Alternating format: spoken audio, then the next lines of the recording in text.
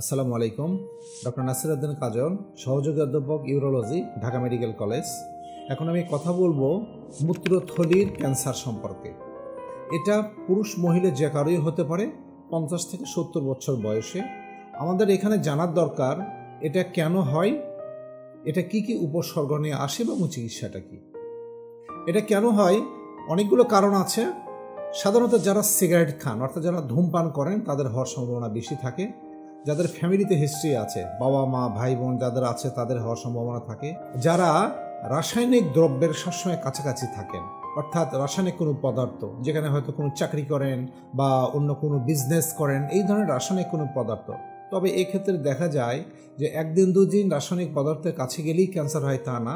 এটা সাধারণত 20 থেকে 25 বছর পর্যন্ত যারা সংস্পর্শে থাকে তাদের সাধারণত ক্যান্সার হওয়ার সম্ভাবনা বেশি থাকে।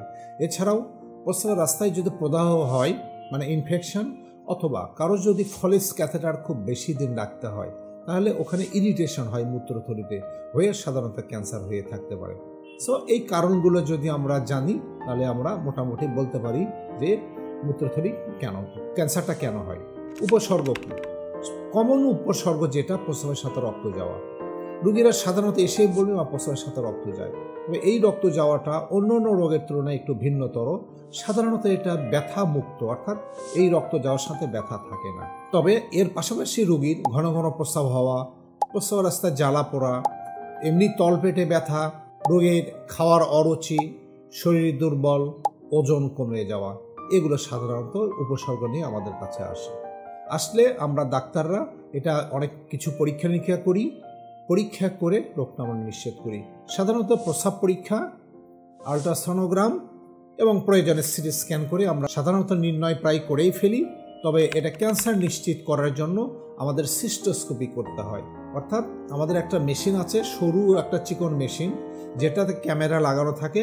এটা আমরা প্রস্রাবের রাস্তা দিয়ে মূত্রথলিতে দিয়ে আমরা পুরো ক্যান্সারটা নিশ্চিত করি।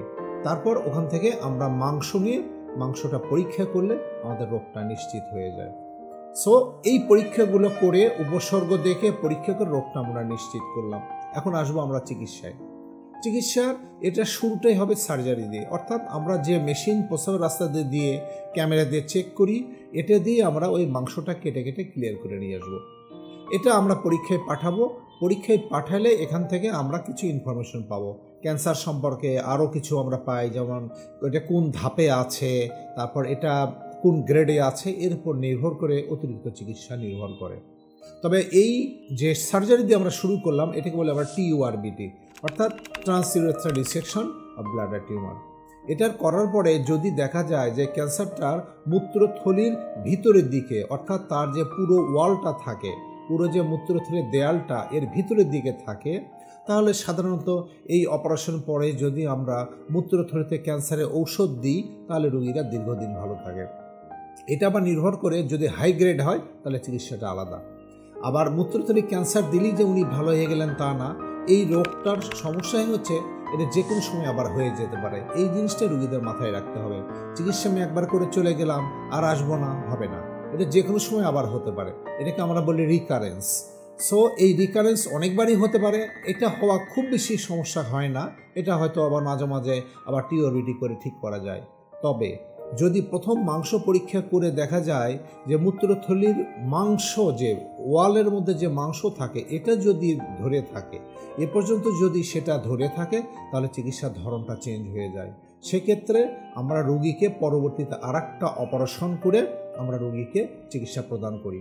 যদি কোনো রোগী এটা মূত্রথলি ফেলে দিতে ইচ্ছা বোধ না করে, তাহলে সেক্ষেত্রে হয়তো কেমোথেরাপি অথবা রেডিওথেরাপি দেওয়া যায়। তবে মনে রাখতে হবে, যদি ওয়ালটা মাংস যদি ধরে ফেলে মূত্রথলির, তাহলে এটা অপারেশন করে ফেলে দিয়ে আমরা প্রস্রাবের রাস্তা একটা বানিয়ে দিই, এটি হচ্ছে সবচেয়ে পারফেক্ট চিকিৎসা।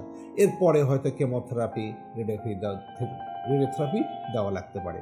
সো মূত্রথলি ক্যান্সার এমন একটা রোগ, এটা সবসময় যে কোনো বয়সী হতে পারে। 50 থেকে 70 বছর বয়সে এর চিকিৎসা হচ্ছে সার্জারি দিয়ে চিকিৎসা শুরু, এবং পরবর্তী চিকিৎসাগুলো চালাই যেতে হবে। এবং এই চিকিৎসা একবার করলেই হবে না, সবসময় ডাক্তারের শরণাপন্ন থাকতে হবে, কারণ এটা যে কোনো সময় আবার হয়ে যেতে পারে। এটা মাথায় রাখলেই তাহলে মূত্রথলির যে ক্যান্সার, এর চিকিৎসাটা ভালো হয় এবং আপনি ভালো থাকবেন। ধন্যবাদ।